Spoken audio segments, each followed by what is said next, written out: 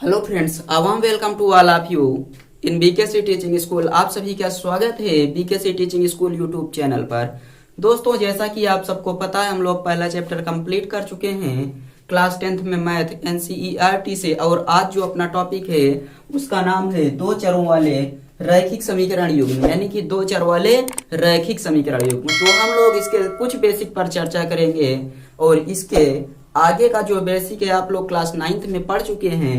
तो चलिए हम लोग अब इसके बेसिक पर चर्चा करते हैं और तुरंत बाद इसके हम लोग एक्सरसाइज पर आ जाएंगे और सेशन को शुरू करेंगे। लेकिन उससे पहले अगर आप सब लोग चैनल पर नए हैं तो सब्सक्राइब कर लीजिए तथा बेल आइकन को भी प्रेस कर दीजिए तथा वीडियो को ज्यादा से ज्यादा लोगों तक पहुंचाने का प्रयास कीजिए। चलिए हम लोग शुरू करते हैं और देखते हैं यहाँ परिभाषा कि ये परिभाषा किस चीज की लिखी गई है।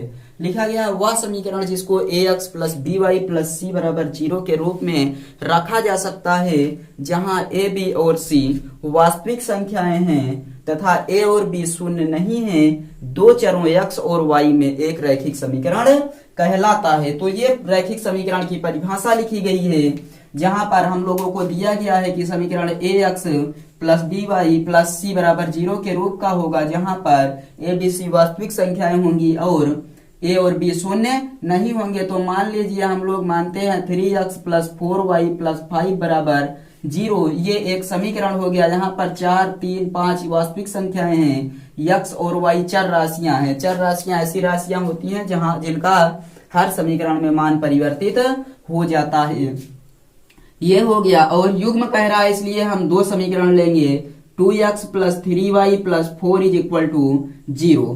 तो दो समीकरण है, समीकरण 1 और समीकरण 2। इन दोनों समीकरणों को मिलाकर हम लोग कहते हैं समीकरण का युग्म। और रैखिक समीकरण क्यों कहते हैं? क्योंकि इनसे लाइन बनाई जा सकती है इन समीकरणों से। और युग्म है इसलिए युग्म बोल दिए, दो समीकरण को युग्म बोल दिए। लाइन बना सकते हैं इसलिए रैखिक हो गया। और दो चर राशियां इसलिए दो चर राशि में रैखिक समीकरण। और हम लोग यदि इसका मानक रूप रखना चाहें तो मानक रूप ये लिखा गया है, लेकिन दो समीकरणों का मानक रूप a1x plus b1y plus c1 is equal to 0 equation number first का मानक रूप स्टैंडर्ड फॉर्म है। और a2x plus b2y plus c2 बराबर 0 ये इक्वेशन नंबर सेकंड का स्टैंडर्ड फॉर्म दिया गया है। तो कुछ इस प्रकार से लिखा जाता है। और a, b और c वास्तविक संख्याएं हो जाती हैं तथा x और y क्या है? तो x और y यहाँ पर चर राशियां हैं। यहाँ जो लिखा गया है a1, a2, a2, b1, b2, c1 और c2 क्या है? वास्तविक संख्याएं हैं। यहाँ पर वास्तविक संख्याएं दी गई हैं। और साथ ही साथ x और y जो दिया गया है वो क्या है? तो ये है चर राशि। इस समीकरण को हम लोग जब इस समीकरण से लाइन बना सकते हैं तो लाइन तीन प्रकार से बनेगी। या तो लाइन एक बिंदु पर प्रतिच्छेद करेगी, एक बिंदु पर क्या करेगी? प्रतिच्छेद करेगी। अगर एक बिंदु पर प्रतिच्छेद करेगी तो समीकरण कुछ इस प्रकार से बनेगा, जिसमें हम लोग मानते हैं a1x plus b1y plus c1 is equal to 0। ये दिया गया है a2x plus b2y plus c2 बराबर 0। समीकरण नंबर 2 की लाइन ये बन गई और समीकरण नंबर 1 की लाइन बन गई। जब एक बिंदु पर रेखाएं प्रतिच्छेद कर रही हैं, सिर्फ और सिर्फ कितने बिंदु पर?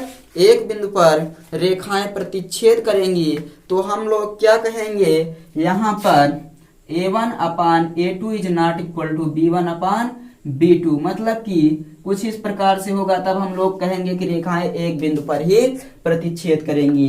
जैसे यहाँ पर a1 a2 और b1 b2 को बटे करेंगे तो बराबर नहीं आएगा। दूसरा क्या है?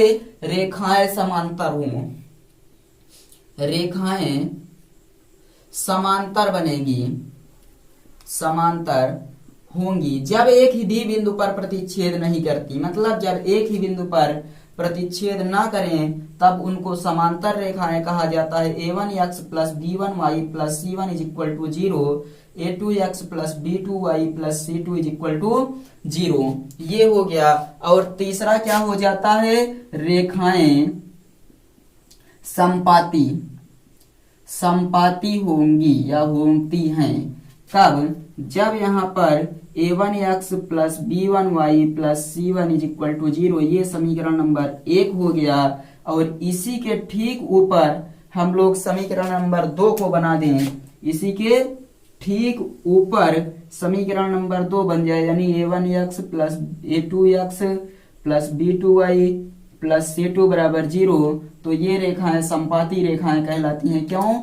क्योंकि एक ही बिंदु से होकर जा रही हैं और अपरिमित रूप से इसके अनेक हल हैं। एक ही लाइन से दोनों रेखाएं जा रही हैं। तो समांतर रेखाओं के लिए जो हमें प्रतिबंध प्राप्त होता है वो है a1 upon a2 is equal to b1 upon b2 is not equal to c1 upon c2। मतलब कि समांतर रेखाओं में a1 बटे a2 बराबर b1 बटे b2, लेकिन c1 बटे c2 के बराबर नहीं होगा।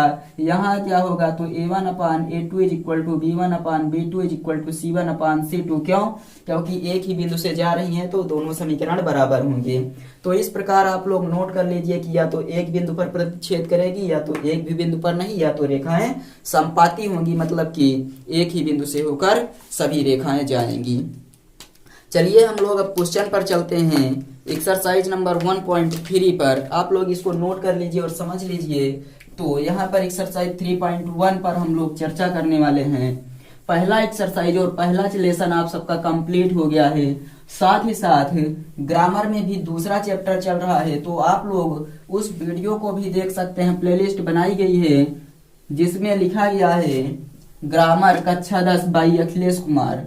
तो आप सब लोग जाकर वहां पर उस वीडियो को भी देख सकते हैं और अपने ग्रामर को भी और मजबूत कर सकते हैं। चलिए हम लोग अब समीकरण पर अपने आते हैं, सीधा सवालों पर आते हैं। प्रश्नावली 3.1 पर। और आप लोगों से निवेदन है कि आप लोग यहाँ पर जो एग्जाम्पल दिए गए हैं उसको आप सब लोग सॉल्व कर लेंगे, और जो एग्जाम्पल नहीं समझ में आता है आप लोग कमेंट बॉक्स में बताइएगा, हम लोग शीघ्र ही उसका वीडियो आप तक प्रोवाइड कर देंगे। चलिए हम लोग क्वेश्चन को पढ़ना प्रारंभ करते हैं। क्वेश्चन आप सबको स्क्रीन पर शो हो जाएगा। क्वेश्चन लिखा गया है, आफ्ताब अपनी पुत्री से कहता है 7 वर्ष पूर्व मैं तुमसे 7 गुनी आयु का था, अब से 3 वर्ष बाद मैं तुमसे केवल 3 गुनी आयु का रह जाऊंगा। इस स्थिति को बीजगणितीय एवं ग्राफीय रूप में व्यक्त कीजिए। चलिए हम लोग शुरू करते हैं। यहाँ पर हमें क्या मानना है? 2 चर राशियां माननी है। तो सबसे पहले हम लोग लिखेंगे सॉल्यूशन। सॉल्यूशन लिखेंगे, उसके बाद माना आफ्ताब की वर्तमान आयु। आफ्ताब की वर्तमान आयु मान लेते हैं सबसे पहले की x वर्ष से। आफ्ताब की माना आफ्ताब की वर्तमान आयु बराबर x वर्ष तथा उसके पुत्री की वर्तमान आयु, उसके पुत्री की वर्तमान आयु बराबर y वर्ष।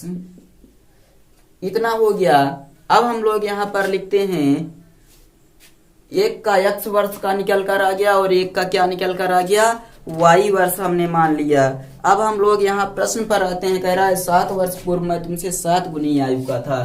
तो 7 वर्ष पूर्व आफ्ताब की आयु लिख लेते हैं। यहाँ पर 7 वर्ष पूर्व आफ्ताब की आयु, आफ्ताब की आयु कितनी हो जाएगी? तो मान लीजिए किसी की उम्र वर्तमान समय में 10 वर्ष है, तो 7 वर्ष पूर्व 10 में से 7 घटाकर निकालेंगे। उसी प्रकार यदि किसी की उम्र x वर्ष है तो 7 वर्ष पूर्व क्या हो जाएगी? x माइनस 7 वर्ष तथा 7 वर्ष पूर्व उसकी पुत्री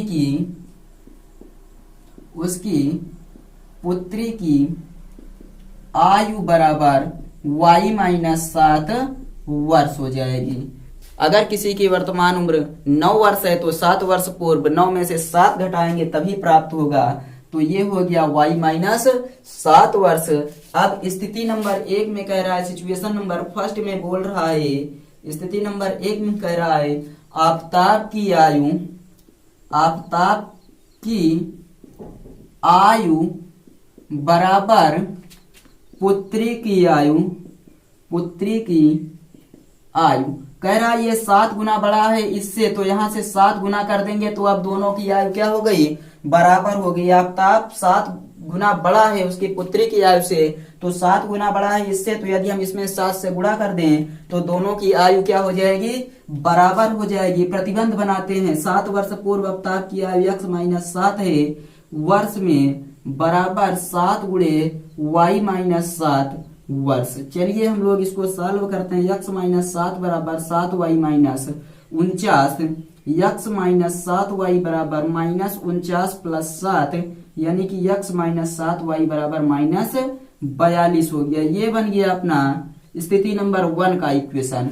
अब हम लोग क्या करेंगे, 3 वर्ष बाद आफताब की आयु, अगला है 3 वर्ष बाद आफताब की आयु, आफताब की आयु। अब मान लीजिए किसी की आयु वर्तमान समय में 10 वर्ष है, तो 3 वर्ष बाद क्या हो जाएगी, 10 में 3 जोड़ेंगे। उसी प्रकार अगर x वर्ष है तो x में 3 जोड़ देंगे तो 3 वर्ष बाद आ जाएगी। और 3 वर्ष बाद उसके पुत्री की आयु, उसके पुत्री की आयु बराबर y प्लस 3 वर्ष, y प्लस 3 वर्ष हो गया। अब हम लोग पुनः अपने प्रश्न पर स्थिति नंबर 2 के अनुसार चलते हैं। यहाँ पर ध्यान से देखिएगा, अब हम लोग स्थिति नंबर 2 पर चर्चा कर रहे हैं। स्थिति नंबर 2 किताब में क्या कह रहा है कि 3 वर्ष बाद मैं तुमसे केवल 3 गुनी आयु का रह जाऊंगा, 3 वर्ष बाद मैं तुमसे केवल 3 गुनी आयु का रह जाऊंगा। तो यहाँ पर आफताब की आयु, आफताब की आयु बराबर पुत्री की आयु, पुत्री की आयु, ये 3 वर्ष बाद है तो कह रहा है 3 गुनी रह जाऊंगा, मतलब कि आफताब 3 गुना रह जाएगा अपनी पुत्री की आयु का। तो 3 से पुत्री की आयु में गुणा कर देंगे तो आफताब की आयु और उसके पुत्री की आयु क्या हो जाएगी, बराबर आ जाएगी। चलिए अब आफताब की आयु लिखते हैं। 3 वर्ष बाद आफताब की आयु कितनी है, तो x प्लस 3 वर्ष है और इसकी आयु 3 गुणे y प्लस 3 वर्ष है। अब यहाँ क्या करेंगे, x प्लस 3 बराबर 3y प्लस 9 हो जाएगा। तो आप लोग अभी तक शायद देख पा रहे होंगे नीचे। चलिए हम यहाँ पर लिख देते हैं, x प्लस 3 वर्ष लिखा गया है यहाँ पर, यहाँ ध्यान दीजिएगा। तो ये लिखेंगे x प्लस 3 बराबर 3 से y में गुणा करेंगे तो ये हो जाएगा 3y प्लस 3 त्रिका 9। तो ये x माइनस 3y बराबर 9 माइनस 3, ये इधर जाएगा माइनस हो जाएगा, x माइनस 3y बराबर 6 आ जाएगा। ये अपना क्या बन गया, तो ये अपना बन गया प्रतिबंध इक्वेशन नंबर 2। इसको मान लेते हैं इक्वेशन नंबर 1 और इसको मान लेते हैं इक्वेशन नंबर 2। अब हम लोग क्या करेंगे इसे, तो हम लोग क्या करेंगे इसे बीजगणितीय निरूपण, बीजगणितीय निरूपण, ये हो गया इसका बीजगणितीय निरूपण। यही समीकरणों को लिख देंगे। बीजगणितीय निरूपण में जो समीकरण आएगा वो होगा x, जो समीकरण आएगा वो क्या होगा, तो वो हो जाएगा x माइनस 7y माइनस या प्लस 42 बराबर 0। ये हो गया समीकरण नंबर 1 के बीजगणितीय रूप का निरूपण। और दूसरे समीकरण के बीजगणितीय रूप का निरूपण क्या होगा, x माइनस 3y माइनस 6 बराबर 0। ये समीकरण नंबर 2 हो गया। अब हम लोगों ने यहाँ पर बीजगणितीय निरूपण प्रदर्शित कर दिया है, आप लोग इसको नोट कर लीजिए। तब हम चलते हैं अब ग्राफीय निरूपण पर।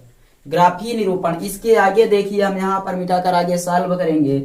अब हम लोग क्या करेंगे यहाँ पर, तो हमें अगला क्या करना है, यहाँ पर कह रहा है ग्राफीय रूपों में भी व्यक्त करना है। तो ग्राफीय निरूपण के लिए हम लोग क्या करते हैं, ग्राफीय निरूपण ध्यान से देखिएगा, आप सब लोगों के लिए आसान कर देंगे एकदम से। तो सबसे पहला समीकरण लिखते हैं यहाँ पर, यहां से लेते हैं समीकरण x माइनस 7y बराबर 42 माइनस 42। समीकरण नंबर 1 का हमें ग्राफीय निरूपण करना है।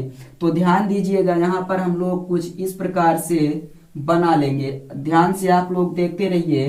कुछ सबसे पहले ऐसे बनाएंगे जिसमें हम लोग क्या करेंगे, 3 भाग में बांट देंगे, और यहां पर भी हम लोग क्या करेंगे, 3 भाग में बांट देंगे।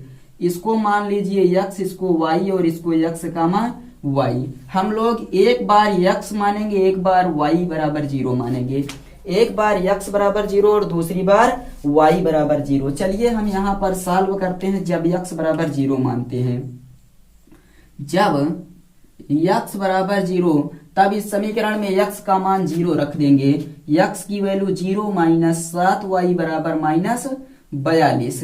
अब माइनस 7y बराबर माइनस 42 हो गया, माइनस से माइनस कैंसल, y बराबर 42/7, 7 ही करना 7, 7 छंग 42, तो ये हो गया y बराबर 6।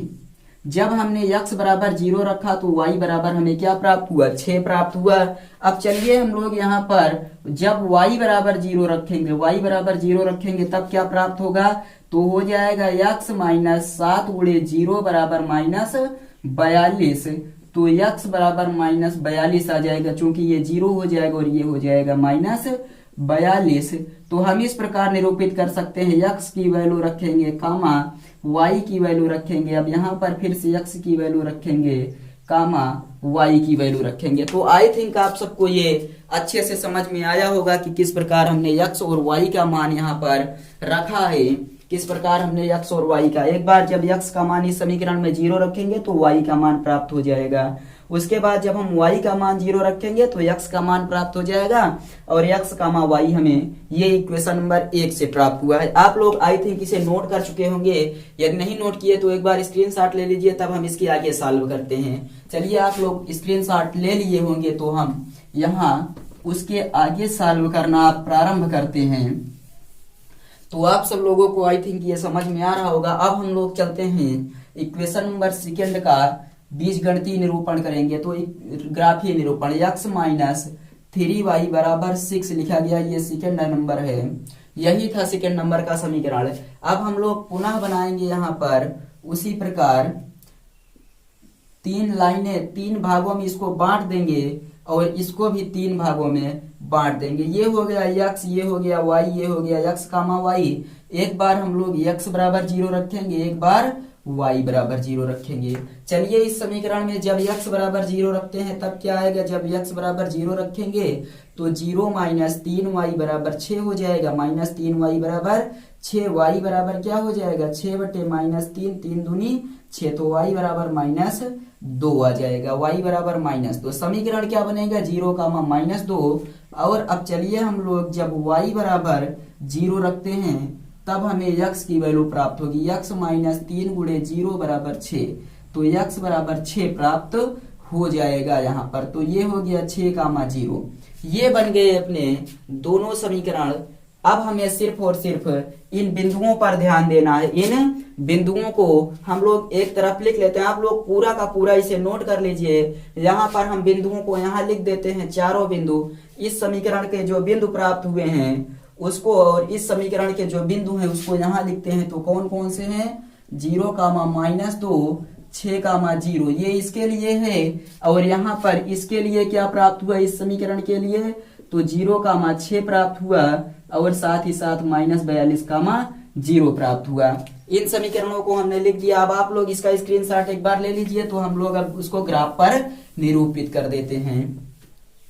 चलिए आप लोग ध्यान से देखिएगा कि हम ग्राफ पर किस प्रकार से निरूपित करने चल रहे हैं। एक ग्राफ बनाएंगे हम लोग अब, जिसमें इन सभी मानों को दिया रहेगा जिसको हमें निरूपित करना है। यहाँ पर उन सभी मानों को यहाँ पर मतलब कि उन सभी मानों की वैल्यूज को दे देंगे।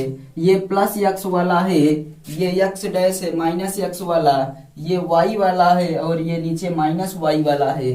तो हमें क्या क्या करना है, यदि हम लोग 6 का गुणांक लिख दें तो हमें सब वैल्यूज प्राप्त हो जाएंगी। यहाँ पर क्या है, 0 कामा माइनस 2 था ना, 0 कामा कितना आया था, तो 0 कामा 1 में वैल्यू हमें जो प्राप्त हुई थी ग्राफीय निरूपण में, वो थी यहाँ पर समीकरण नंबर x माइनस 3y, और उसके बाद x माइनस 3y बराबर 6 में हमें प्राप्त हुआ था।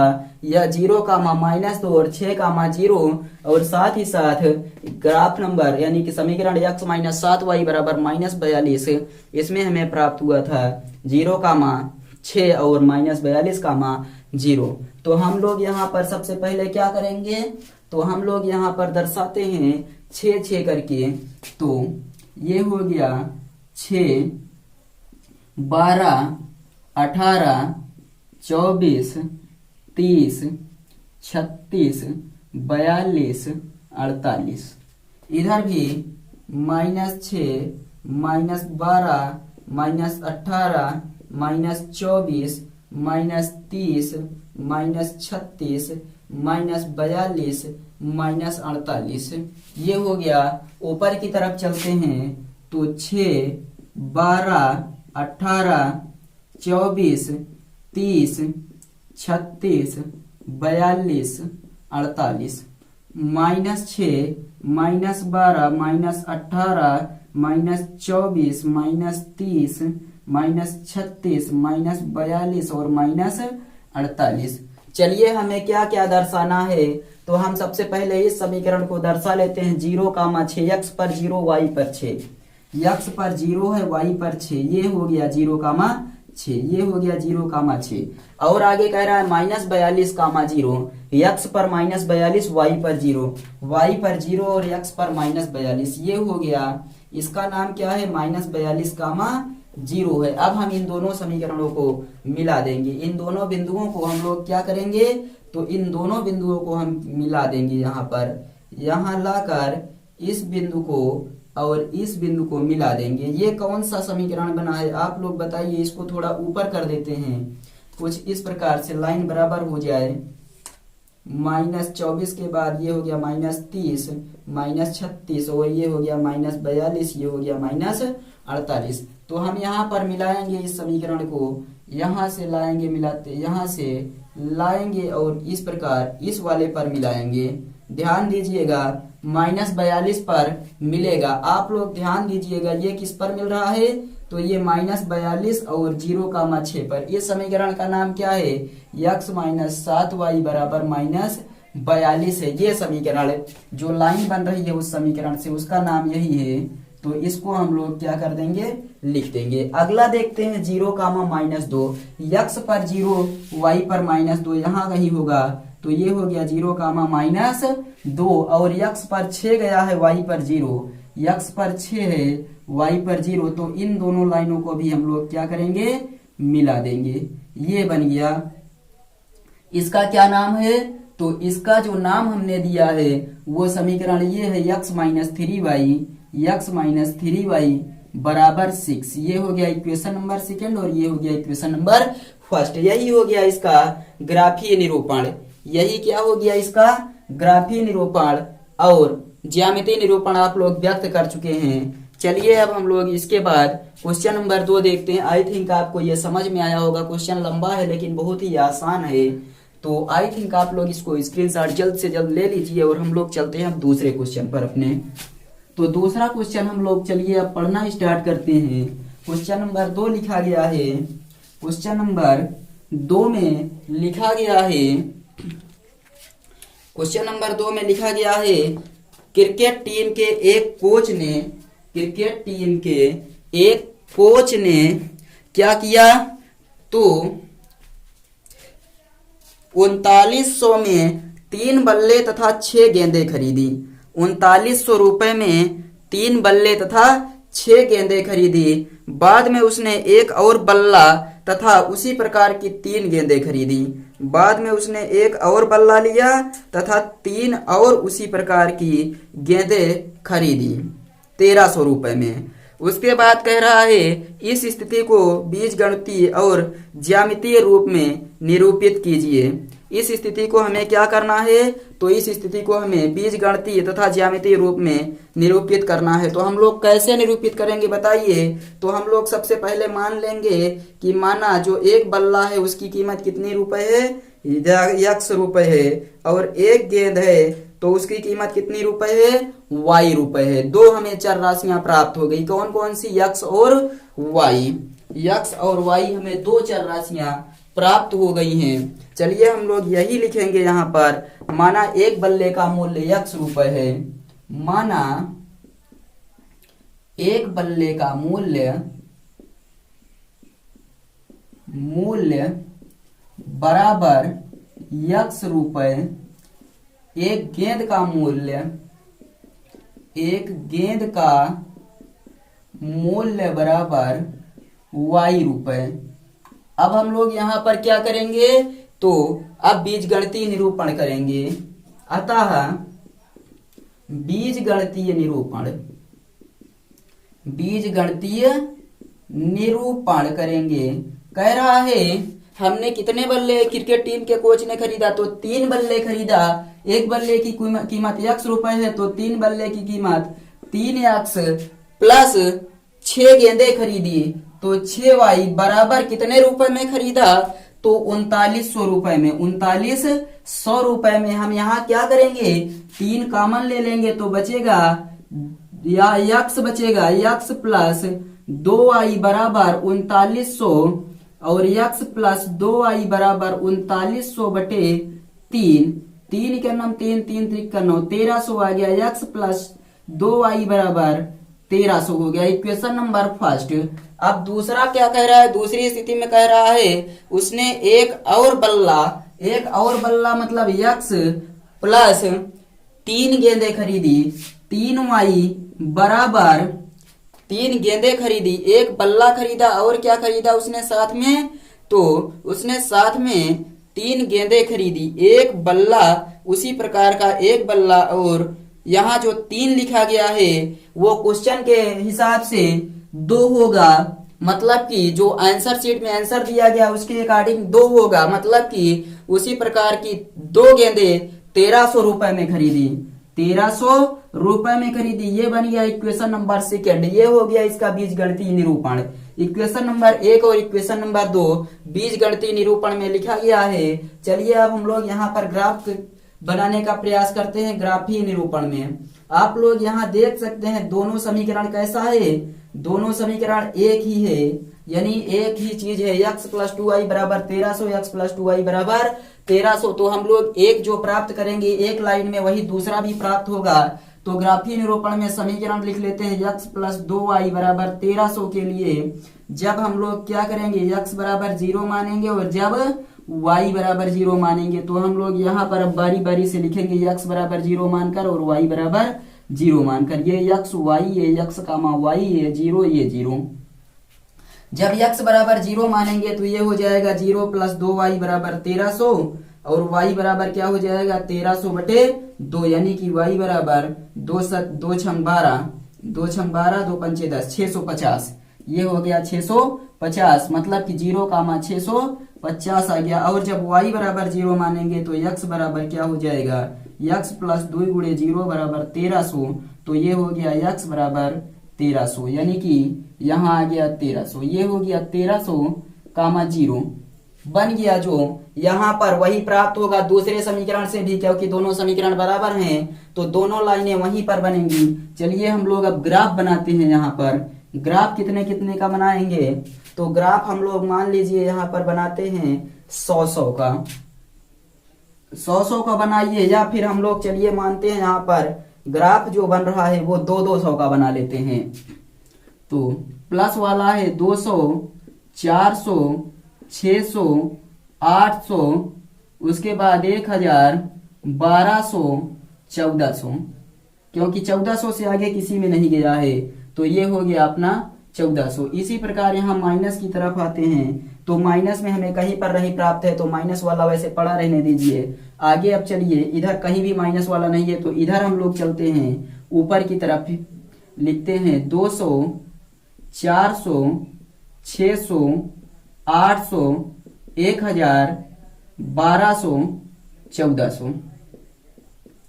अब हमें क्या क्या दर्शाना है, तो जो कह रहा है जब x बराबर 0 तो y बराबर 650, 650 यहाँ पर आएगा।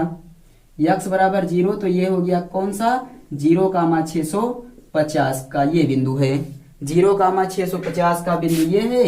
और उसके बाद यहाँ पर 0 कामा 650 का बिंदु हो गया, और अब उसके बाद अगला देखते हैं 0,1300। जब क्या कह रहा है, या इधर ध्यान दीजिएगा, फिर पुनः यह x बराबर 0 y बराबर 650 है, तो यहाँ पर आएगा 0,650 और कह रहा है y बराबर 0 तो x बराबर 1300 यहाँ आएगा। ये हो गया 1300,0। दोनों समीकरण इसी पर बनेंगे, क्योंकि दोनों इक्वेशन बराबर है तो दोनों समीकरण भी क्या होंगे, बराबर होंगे और दोनों समीकरण एक ही बिंदु से होकर जाएंगे।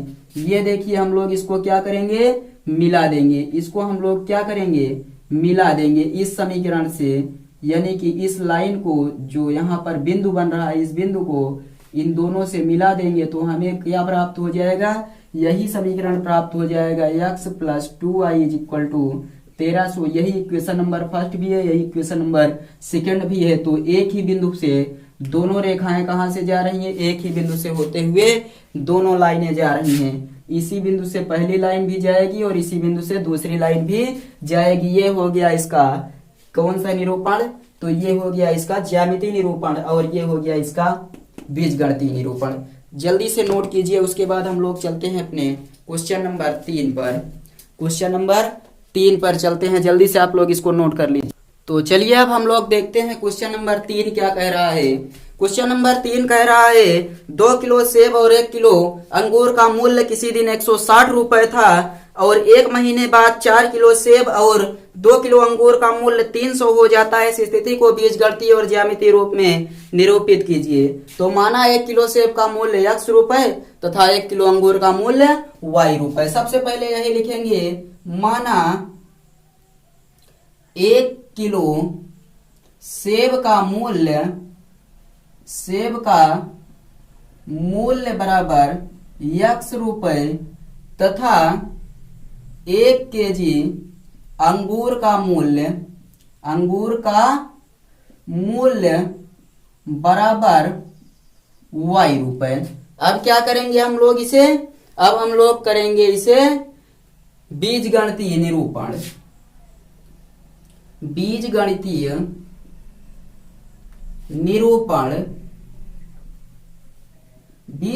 निरूपण में स्थिति नंबर 1 पर हम लोग आते हैं। स्थिति नंबर 1 में कह रहा है, क्या कह रहा है, 2 किलो सेब, अगर 1 किलो सेब का मूल्य x रुपए है तो 2 किलो सेब का मूल्य 2x, और यदि 1 किलो अंगूर का मूल्य कितना है y रुपए, बराबर खर्च कितने हो रहे हैं 160। ये समीकरण नंबर 1 हो गया। स्थिति नंबर सेकंड क्या कह रहा है, स्थिति number second, situation number second में कह रहा है कि 4 किलो सेब यानी कि 4 या 2 किलो अंगूर यानी कि 2y बराबर कितना था 300 हो जाता है। तो हम लोग इसे समीकरण नंबर 2 मान ले या 2 का मान ले लें तो 2x प्लस y बराबर ये हो जाएगा 300 और उसके बाद 2x प्लस y बराबर 150। ये हो गया समीकरण नंबर 2, क्योंकि 2 से 300 कटेगा तो 150 आएगी। ये हो गया इसका समीकरण नंबर 1 और समीकरण नंबर 2 इसका बीजगणितीय निरूपण। अब हम लोग ग्राफीय निरूपण पर चलते हैं। ग्राफीय निरूपण पर चलेंगे तो सबसे पहले for equation first 2x plus y is equal to 160, यहाँ पर हम लोग वही बनाएंगे जो पहले वाले क्वेश्चन में बना चुके हैं। x और y रखेंगे यहाँ, x का मान y, जब x का मान 0 तो y का मान क्या और y का मान 0 तो x का मान क्या। जब x बराबर 0 रखेंगे, जब x बराबर 0 तो हो जाएगा 2 गुणे 0 प्लस y बराबर 160, y बराबर 160 आ जाएगा, यानी कि ये हो जाएगा 160, 0 का मान 160। और जब y बराबर 0 रखेंगे तब x बराबर क्या आएगा, 2x बराबर 160 हो जाएगा, x बराबर कितना 80 आ जाएगा, x बराबर कितना 80। तो ये हो जाएगा 80 का मान 0। क्या हो गया, ये पहला वाला आ गया। अब दूसरा समीकरण नंबर 1 ये था। अब यहाँ लिखते हैं समीकरण नंबर 2 के लिए यानी फॉर इक्वेशन नंबर सेकेंड कितना है 2x plus y is equal to 150 लिखा गया है। तो यहाँ पर हम लोग ग्राफ बनाते हैं, नीचे दर्शा देते हैं, आप लोग हल कर लीजिएगा। X Y x comma y, x बराबर 0 वाई बराबर 0। जब यक्स बराबर 0 रखेंगे तो वाई बराबर 150 आ जाएगा, तो ये हो जाएगा 0 कामा 150। और जब वाई बराबर 0 रखेंगे तो यक्स बराबर कितना आ जाएगा 150/2, यानी कि यक्स बराबर 2 × 14 75 आ जाएगा। वाई बराबर यक्स बराबर कितना आ जाएगा 75, तो ये हो जाएगा 75, 0। ये दो पॉइंट्स हमें मिल गए। अब चलिए हम लोग इसको दर्शा देते हैं ग्राफ पर। ग्राफ पर दर्शा देते हैं तो हम देखिए यहाँ पर हमें सिर्फ पॉजिटिव वाला चाहिए, इसलिए हम पॉजिटिव की तरफ को लंबा कर देते हैं और निगेटिव वाला नहीं लिखते हैं। तो कुछ इस प्रकार से हमने बना दिया। ये प्लस यक्स है और ये प्लस वाई है। हमें कितना कितना चाहिए, तो हम लोग चलिए मानते हैं यहाँ पर 20 मान लेते हैं। 20, 40, 60, 80, 100, 120, 140, 160, 180। उसी प्रकार यहाँ 20, 40, 60, 80, 100, 120, 140, 160। कह रहा है जब हम लोग यक्स पर 0 तो वाई पर 160 जाएंगे। यक्स पर 0 गए हैं, इसको दर्शा देते हैं यक्स बराबर 0 और वाई बराबर 160। यहाँ आ गए, ये हो गया 0 कामा 160। और कह रहा है जब हम यक्स पर 80 जाएंगे तो वाई पर 0, वाई पर 0 जाएंगे तो यक्स पर 80 जाएंगे। ये हो गया 80 कामा 0। अब हम लोग इसको ग्राफ पर दर्शा देते हैं, यानी कि इसका ग्राफ कुछ इस प्रकार से हम लोग बना देते हैं। ये हो गया, ये बन गया इसका ग्राफ। मतलब ये कितना हो गया, ये कौन सा समीकरण है आप लोग बताइए, ये कौन सा समीकरण है। तो ये जो समीकरण दिया गया है ये इसके लिए है 2x + y। ये किसके लिए है, तो यहाँ लिखेंगे 2x + y बराबर 160 इक्वेशन नंबर फर्स्ट के लिए। अब इक्वेशन नंबर सेकंड पर कितना है, x पर 0 y पर 150। x पर 0 y पर यहाँ आएगा 150 इन दोनों के बीच में, तो ये हो गया 0 कामा 150। और कह रहा है जब x पर 75, x पर 0 y पर 150, x पर 75 y पर 0, तो 60 और 70 ये 75 हो गया और ये हो गया 75 कामा 0। हम लोग इसको भी इसी प्रकार से मिला देते हैं पास में लाते हुए यहाँ पर, और ये बन गया। ये क्या हो गया इसका, तो ये हो गया इसका, इसकी रेखा बन गई। और इसे हम लोग कौन सा समीकरण कहते हैं, 2x + y = 150 equation number second. Equation number first और इक्वेशन नंबर सेकंड से हमने इसका भी ग्राफ बना दिया।